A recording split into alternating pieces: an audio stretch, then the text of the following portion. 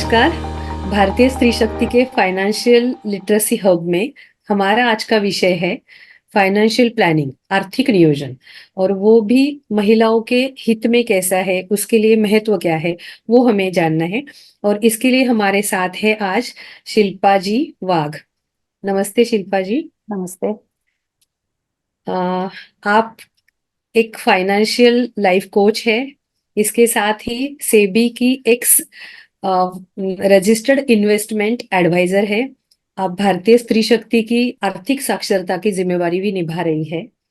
इसके साथ ही आपका एक मराठी में पॉडकास्ट है इसी विषय में, आर्थिक नियोजन के विषय में, जिसका नाम है माय मनी धनी money. So it's very interesting. आज हमें जानना है, महिलाएं तो बचत तो करती है, नियोजन भी करती है, आर्थिक नियोजन भी करती है, लेकिन उनके लिए आर्थिक नियोजन, उसका महत्व क्या है, फाइनेंशियल प्लानिंग का मतलब क्या है, वो क्यों करना चाहिए, ये हमें जानना है। देखिए, महिलाएं हाँ। तो पहले से आर्थिक नियोजन में बहुत माहिर है, क्योंकि जो घर खर्चा उनके पास आता है उसको निभाते हुए वो हर एक चीज घर की बहुत अच्छी तरीके से मैनेज करती है। लेकिन हम जो आर्थिक नियोजन की बात कर रहे हैं वो थोड़ा सा अलग है। जैसे हमारे घर में हम लोग जब भी नौकरी करते हैं तो वहां से हमें सैलरी मिलती है। और हम पैसा क्यों कमाते हैं? पैसा इसलिए कमाते हैं कि हम्म। हमारे घर की जो कई जरूरतें हैं, हमारे घर के और फैमिली के जो आर्थिक सपने हैं, बच्चों के लिए एजुकेशन हो सकता है, उनकी मैरिज हो सकती है, किसी को कार लेनी होती हम्म। है, किसी इंटरनेशनल वेकेशन में जाना होता है, रिटायरमेंट के लिए पैसा चाहिए होता है। तो ये सारी जरूरतें फुलफिल करना, ये बहुत महत्वपूर्ण बात होती है किसी भी पैसे कमाने वाले के लिए।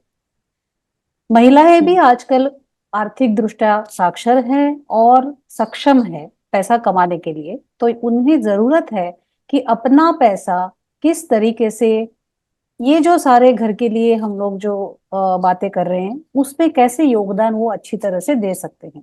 तो अनुशासन, फाइनेंशियल डिसिप्लिन हम्म। या आर्थिक हम्म। अनुशासन का दूसरा नाम है फाइनेंशियल प्लानिंग।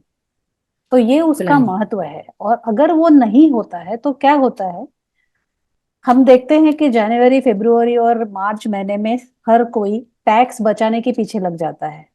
तो अगर हम्म। अनुशासन नहीं है तो बहुत सारी इंश्योरेंस की पॉलिसीज ली जाती है टैक्स बचाने के लिए। हम्म। जरूरत है नहीं है, कोई उसका कोई हम्म। सोच नहीं है, सिर्फ टैक्स बचाना है।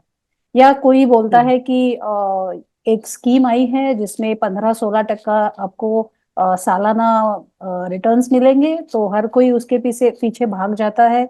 और फिर समझ में आता है कि अरे मेरे तो पैसे डूब गए। तो ये सारी चीजें जो होती है वो आर्थिक अनुशासन न होने के वजह से होती है। तो इन सबको हम्म। बचाने के लिए और दो बहुत ही महत्वपूर्ण अ, हमारे इमोशंस है, जो जब भी हम लोग पैसे की बात करते हैं, निवेश की बात करती है, तो वहां पे वो आते हैं। एक है हम्म। फियर, डर, या। कि कहीं I hmm. Should not be missing out, तो मैं मुझसे कोई अच्छी जो अपॉर्चुनिटी है वो मिस ना हो जाए। ठीक है, तो इसके लिए हम्म। पॉन्जी स्कीम्स जो बोलते हैं उसमें पैसा लगा लेते हैं लोग। फियर और ग्रीड, हम्म। ज्यादा से ज्यादा मुझे पैसा मिलना चाहिए, ये भी हम्म। अनुशासन न होने की वजह से हम इस ट्रैप में फंस सकते हैं।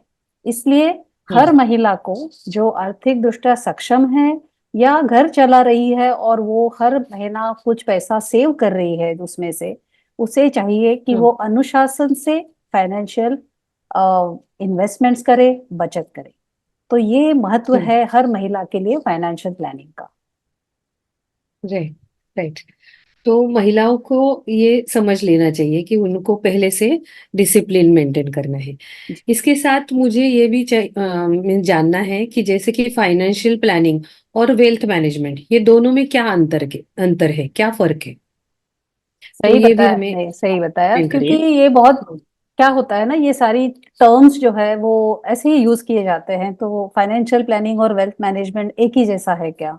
तो ये हाँ। एक ही कॉइन की दो बाजू है, हम कह सकते हैं। हम्म। हमें क्या हम्म। चाहिए? हमने देखा कि हमें चाहिए कि हमारी जो फैमिली है उसके गोल्स फुलफिल हो। तो हर कोई हम्म। कोशिश कर रहा है कि हमें फाइनेंशियल फ्रीडम मिलना चाहिए, हम मिलना फाइनेंशियली चाहिए। सक्षम होना चाहिए, करेक्ट। तो ये हम्म, दो तरीके से हम अप्रोच कर सकते हैं, एक है फाइनेंशियल प्लानिंग और एक है हम्म, वेल्थ मैनेजमेंट। जैसे हम्म, हम जा रहे हैं किसी वेकेशन में, तो हम्म, क्या हम पहले से डिसाइड करेंगे कि हमें प्लेन की टिकट बुक करनी चाहिए या बस की टिकट बुक चाहिए? नहीं, हम क्या right, करेंगे, हम पहले प्लान करेंगे कि हमको कौन से डेस्टिनेशन में जाना है, कितने दिनों के लिए जाना है, कितने लोग हम्म, जा रहे हैं। तो ये जो right, प्लानिंग की बात है, ये है फाइनेंशियल प्लानिंग। तो लाइफ yeah, में भी हमें ये तय करना है कि मुझे क्या क्या अचीव करना है, कौन से गोल्स मेरे हैं। बच्चों को हम्म, अगर हायर एजुकेशन के लिए जाना है तो उसमें क्या करना है उनको, क्या उनको करना चाहिए। इंजीनियरिंग करनी है तो उनको आईआईटी में जाना है, क्या उनको रीजनल इंजीनियरिंग कॉलेज में जाना है, पोस्ट ग्रेजुएशन हम्म, के लिए उनको यूएस जाना है, यूरोप जाना है, कहाँ जाना है, हम्म, क्या प्लान है आपका, उसके लिए कितने yes, पैसे लगेंगे। ठीक है, तो ये हम्म, प्लानिंग की बात जो है वो फाइनेंशियल प्लानिंग हमें देता है। अगर yeah, प्लानिंग तो कर लिया, लेकिन उसके लिए पैसा जमा करना है, उसके लिए हाँ, इन्वेस्टमेंट्स करने हैं, निवेश करने हैं, उसमें से हमें हम्म, जो ब्याज मिल रहा है, निवेश में जो हम पैसा लगा रहे हैं उसमें से हमको जो रिटर्न्स मिल रहे हैं, उसके हिसाब हाँ, से अच्छे तरीके के इन्वेस्टमेंट्स को आइडेंटिफाई करना और उसमें पैसा हाँ, लगाना, ये होता है वेल्थ मैनेजमेंट। तो एक राइट, है और एक नहीं है, तो फिर ऐसा नहीं चलेगा, दोनों चीजों की जरूरत है, दोनों एक दूसरे को पूरक है। तो पूरा फाइनेंशियल है। Planning is for planning your financial future, और जो वेल्थ हम्म, है वो है इस फ्यूचर को पाने के लिए क्या हम्म, इन्वेस्टमेंट्स हमने करने हैं। हम्म, राइट। तो मुझे ये भी जानना है कि इसकी शुरुआत मीन्स फाइनेंशियल प्लानिंग की शुरुआत कब से करनी चाहिए, कौन से एज से, कब से स्टार्ट करना चाहिए, कैसे करें। जी, देखिए, जब आप कमाने लगते हैं, आप हाँ, 25 साल के हो, आपने नौकरी शुरू की, आपने कमाना शुरू किया, तभी से आप हाँ, फाइनेंशियल प्लानिंग की शुरुआत कर सकते हैं, क्योंकि या, आपके सपने तो बनने शुरू हो गए। ठीक है, हाँ, अगर आपके सपने बनने शुरू हो गए, उसका मतलब ये है कि आपको पैसे की जरूरत है वो सपने को पूरा करने के लिए। अलग हम्म, अलग आयु में अलग अलग सपने हो सकते हैं। जैसे 25 साल का अगर कोई लड़का है, तो वो कहेगा कि मेरी तो अभी शादी भी नहीं हुई है, लेकिन मुझे तीन हाँ, साल के बाद में हायर एजुकेशन लेना है, तो वो अपने पैसे से मुझे करना है। तो करना उसका है। गोल रहेगा हायर एजुकेशन के लिए मैं कैसे पैसे जमा करूं, वो भी फाइनेंशियल प्लानिंग है। अगर हाँ, कोई एक 30-35 साल का आप अगर लेते हैं आदमी, और उसके घर है, हाँ, उसके दो बच्चे हैं, तो उसका फाइनेंशियल हम्म, प्लानिंग अलग तरीके से होगा। उसको घर लेना हम्म, है, उसको कार लेनी है, तो उसके लिए वो फाइनेंशियल प्लानिंग करेगा। ठीक है, अगर हम्म, कोई 55 साल का आदमी है तो उसके सामने रिटायरमेंट दिख रहा है, तो वो रिटायरमेंट हम्म, के लिए प्लानिंग करेगा कि मेरा हम्म, कितना कॉर्पस मुझे लगेगा रिटायरमेंट के टाइम पे, ऐसे कि हम्म, मुझे फिर किसी के सामने हाथ फैलाने की जरूरत ना है। तो हर एज में जहां पे भी आप हो, अगर आपने अभी हम्म, तक फाइनेंशियल प्लानिंग नहीं की है, तो आपको हम्म, आज से ही फाइनेंशियल प्लानिंग करनी है। हर एक शुरू महिला, करनी। हाँ, हर एक हम्म, महिला जो भी हम्म, फाइनेंशियली सक्षम है, उसको पहले चीज हम्म, करनी है कि जो अपना फैमिली का फाइनेंशियल प्लानिंग है उसमें थोड़ा ध्यान दे। बहुत दफा ऐसे हाँ, होता है कि हम किसी और पे डिपेंडेंट कर देते हैं, हम पैसा तो अच्छा खासा वो कर कमाते हैं, लेंगे, है ना, वो अच्छा कर खासा लेंगे पैसा फिर वो। कमाते हैं, लेकिन वो कर हाँ, लेंगे। ठीक है, मेरा हाँ, भाई कर लेगा, मेरा बेटा कर लेगा, मेरा पति कर लेंगे। तो ये हाँ, नहीं, ऐसे नहीं करना है, आप सक्षम हैं। और ये कोई हाँ, बहुत बड़ी अरे वाह, कॉम्प्लिकेटेड बात नहीं है, बहुत मतलब कोई बहुत ही ऐसे कोई कॉम्प्लेक्स चीज नहीं है, एकदम कॉमन सेंस है। और हाँ, हम महिला है इसमें बहुत अच्छी तरीके से योगदान दे सकती हैं। दे ठीक है, सकते हैं। तो आपको जिस भी एज में आप हो, जिस भी सिचुएशन में आप हो, आप मैरिड हो, आप सिंगल हम्म, हो, जैसे भी हो, हम्म, आपको फाइनेंशियल प्लानिंग शुरू कर देनी चाहिए, शुरू कर देनी चाहिए, जल्दी से जल्दी शुरू कर जल्दी से देनी चाहिए। जल्दी। राइट। अभी ये प्लानिंग करते वक्त कैसे स्टेप्स होने चाहिए, कैसे शुरुआत तो कर देंगे लेकिन कैसे स्टेप्स में हमें जाना चाहिए इसमें। जी जी, इसके लिए मैं थोड़ा शेयर करती हूँ स्क्रीन को, तो मैं ज्यादा अच्छी हम्म, तरीके से आपको मैं समझा एक्सप्लेन कर। पाऊंगी। Sure sure. आपको दिख रहा है, स्क्रीन दिख रहा है मेरा? हाँ, हाँ, दिखाई। जी, तो पहली चीज जो हमें करनी है ना, तो हमें देखना है कि हम आज किधर हैं, हमारी हम्म, सांपत्तिक या आर्थिक स्थिति आज के दिन में क्या है। तो ये हम्म, चार चीजें आपको देखनी है, जिसे हम फंडामेंटल करते हैं। आपको पिलर, पिलर मतलब ये स्तंभ है जिसके ऊपर अपना फाइनेंशियल सक्सेस निर्भर रहेगा। हाँ, तो पहली चीज जो हाँ, है वो आपका इनकम और आपका एक्सपेंस। तो ये आपको या पहले इसका इंफॉर्मेशन आपको लिखना है कहीं पे। देखो लिखना बहुत जरूरी है। आप कहेंगे कि बरोबर. नहीं मुझे पता है, नहीं आपको नहीं पता है। हं, अगर आप लिखने जाओगे तो आपको समझ में आएगा कि बहुत सारी चीजें जो है वो हम भूल जाते हैं। तो भूल इनकम जाए. आपको कहाँ से आ रही है? आपकी सैलरी हो हं, सकती है, आपका बिजनेस हो सकता हं, है, आपका कोई छोटा घर है जो आपने रेंट पे दिया हुआ है, वहां से आ सकता है। इन्वेस्टमेंट्स हं, एफडी वगैरह की है, वहां से इंटरेस्ट आ सकता है।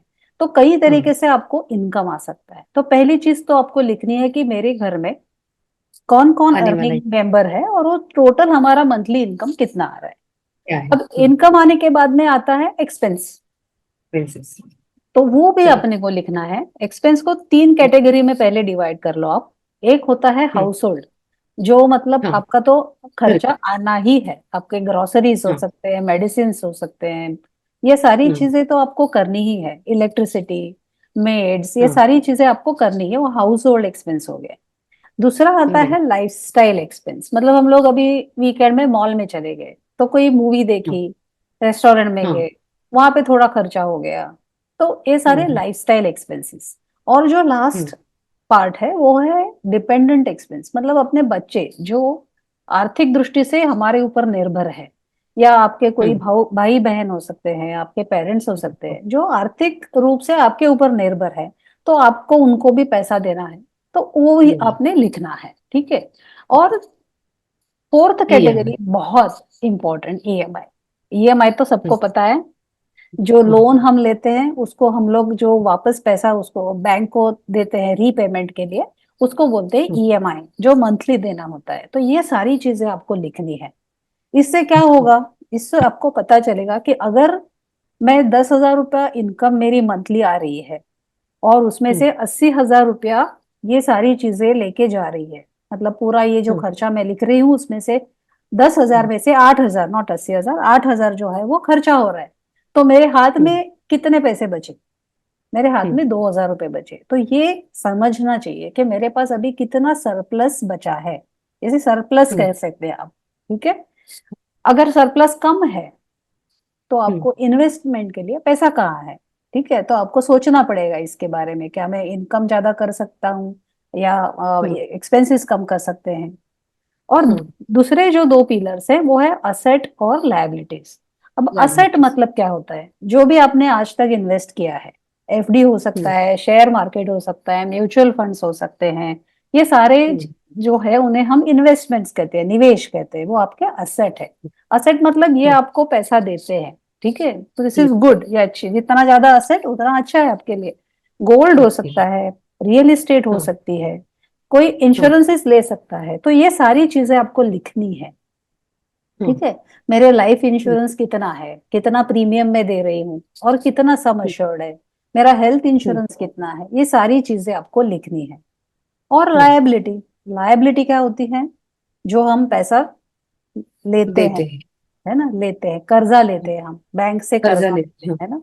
हाँ. अगर घर हाँ. खरीदा है तो होम लोन लेते हैं, गाड़ी खरीदी है तो हाँ. कार लोन लेते हैं, क्रेडिट कार्ड मैंने यूज किया तो उसके लिए अपने हम्म. को मिलता है कि आप 20 दिन के बाद में पेमेंट करते हो, तो उसका मतलब वो भी हम्म. एक तरीके से लोन होता है। तो दे- इसका भी आपको एक नोट करना है कि मेरे असेट्स कितने हैं और मेरी लायबिलिटीज कितनी है। तो liabilities सोचो कितने हैं. अगर असेट मेरे 1 लाख है और हम्म. मुझे लायबिलिटी लोन मेरे पे 3 लाख है, तो ये हम्म. बहुत कठिन बात है, क्योंकि मेरे पास है तो हाँ. 1 लाख और मैं देना चाह रही हूँ 3 लाख। तो ये सारी तीन. चीजें आपको समझ में आनी चाहिए। तो ये तो पहली चीज आपको करनी है, डेटा गैदरिंग। अभी हाँ. दूसरी इंपॉर्टेंट चीज जो आपको करनी है वो है आपके हम्म. लाइफ के गोल्स क्या है। क्योंकि हम ये सारी goals चीजें के. क्यों कर रहे हैं, हम लोगों ने पहले भी देखा, अनुशासन, लाइफ गोल्स हाँ. के लिए। तो जो भी आपके लाइफ गोल्स रहेंगे अलग अलग, वो आपको लिखने हैं, ठीक है। हम्म. अब हम्म. सिर्फ ये लिख के फायदा नहीं है, क्योंकि वो मेजरेबल भी होने चाहिए। जैसे हम बोलते हैं ना, स्मार्ट गोल्स होने चाहिए, मेजरेबल एंड अटेनेबल। तो कितना हाँ. पैसा लगेगा और कब लगेगा, ये दोनों हम्म. चीजों की आपको, टाइम अमाउंट भी. Time hmm. And when and how much, कितना लगेगा। मुझे कार राइट. 3 साल के बाद खरीदनी है और मुझे 5 लाख चाहिए। मेरा बेटा हाँ. हायर एजुकेशन के लिए यूरोप जाएगा, उसके लिए 10 साल के हाँ. बाद में मुझे पैसा चाहिए। तो ये आपने नोट करके रखना है। तो ये प्रिपरेशन हो गया आपका। तो या. ये शुरुआत है फाइनेंशियल हम्म. प्लानिंग करने के लिए। ये अलग अलग स्टेप्स है। स्टेप्स के लिए हम अभी आएंगे आगे, क्योंकि ये कैसा है, ये तो अभी प्रिपरेशन हो गया, ये तो मुझे अभी पता हाँ चला कि मैं कहाँ पे हूँ। अभी हाँ इसके आगे हाँ। स्टेप्स, तो स्टेप्स क्या हम्म। रहेंगे, स्टेप्स 5 स्टेप्स होते हैं। ठीक हाँ। है। ये 5 स्टेप्स ओके। कैसे होते हैं, पहला स्टेप जो होता है उसे हम्म। कहते हैं इमरजेंसी प्लानिंग। ठीक है, तो हाँ। मैं शेयर करती हूँ तो आपको याद रहने में आसानी होगी। हम्म। फर्स्ट स्टेप जो रहता है इमरजेंसी प्लानिंग। ठीक है, आगे चल हम्म। के हम डिटेल में बात करेंगे आगे के एपिसोड्स में, लेकिन अभी मैं सिर्फ 5 स्टेप्स क्या होते हैं वो आपको जानकारी देती हूँ। पहला हम्म। स्टेप है इमरजेंसी प्लानिंग। अगर कोई आपत्ति आ जाती है तो मुझे जो पैसा चाहिए उसे कहते हैं इमरजेंसी फंड, कैसे तैयार रखें। दूसरा हम्म। स्टेप जो है इंश्योरेंस प्लानिंग। मुझे कितना लाइफ इंश्योरेंस लगेगा, मुझे कितना हम्म। हेल्थ इंश्योरेंस लगेगा, ये सारी हम्म। चीजें जब भी हम कैलकुलेट करके उसको लिख लेते हैं तो उसे कहते हैं इंश्योरेंस प्लानिंग। राइट। इंश्योरेंस सबके पास होता है, लेकिन क्या वो सफिशिएंट है? अगर अनफॉर्चुनेटली ब्रेड विनर को कुछ हो जाता है तो जो पैसा हम्म। क्लेम के रूप में फैमिली को मिलेगा, क्या वो हम्म। पर्याप्त है, क्या वो सफिशिएंट है सारी चीजों के लिए? उसका जो हम्म। एनालिसिस करते हैं वो हो गया इंश्योरेंस प्लानिंग। फिर राइट। गोल्स, जो हम लोगों ने लाइफ गोल्स लिखे और उसका हम्म। हम लोगों ने लिखा कि कितना पैसा लगेगा, कब लगेगा, तो उसके अनुसार जो निवेश हम्म। करेंगे उसे कहते हैं हम्म। गोल बेस्ड इन्वेस्टमेंट्स। ठीक है, राइट। हम्म। तो हम्म। ये सबसे इंपॉर्टेंट पार्ट है। और हम्म। रिटायरमेंट प्लानिंग, ये दो पार्ट जो है वो फाइनेंशियल प्लानिंग के सबसे इंपॉर्टेंट पार्ट है। लेकिन हम हम्म। यहाँ कब आ सकते हैं, जब हमारे पहले दो पार्ट जो है हम्म। कंटिजेंसी या इमरजेंसी फंडिंग और इंश्योरेंस, ये दोनों जब सही तरीके से किए ठीक। गए हो, तभी हम हम्म। इन दोनों को अच्छे तरीके से फोकस कर सकते हैं। और जो राइट। लास्ट पार्ट है, ये थोड़ा लोगों को लगेगा स्टेट प्लानिंग। स्टेट प्लानिंग मतलब व्हील राइटिंग, व्हील जो बोलते हैं इच्छा पत्र। हाँ। क्योंकि असेट्स तो मैंने जमा कर लिए, ठीक है, हम्म। लेकिन अगर अनफॉर्चुनेटली कुछ हो जाता है तो उस असेट को किसको और किस तरीके से दिया जाए, ये जो लिखा हुआ होता है उसे इच्छा पत्र कहते हैं। तो ये हम्म। 5 बहुत ही इंपॉर्टेंट स्टेप्स है फाइनेंशियल प्लानिंग के। अगर हम्म। इस तरीके से हम फाइनेंशियल प्लानिंग करेंगे तो ये बहुत ही अच्छी तरीके से आपको फाइनेंशियल गोल्स अचीव करने में मदद करेगा। बहुत ही अच्छी तरह से हमें शिल्पा जी ने समझाया है कि हमें अनुशासन में रहना चाहिए सबसे पहले, और उसके साथ ही हमें लिख के रखना चाहिए कि हमारे इनकम सोर्सेस क्या है, हमें एक्सपेंसेस क्या होने वाले हैं, हमारे गोल्स क्या है, और हमें कब और कैसा कितना पैसा लगने वाला है। तो ये सभी प्लानिंग में आ जाएगा। हर एक स्टेप में हम लोग अगले एपिसोड में शिल्पा जी से एक एक स्टेप में डिटेल में जानकारी लेंगे। तो मिलते हैं हम लोग नेक्स्ट एपिसोड में। आज के लिए इतना ही। शिल्पा जी, धन्यवाद। धन्यवाद।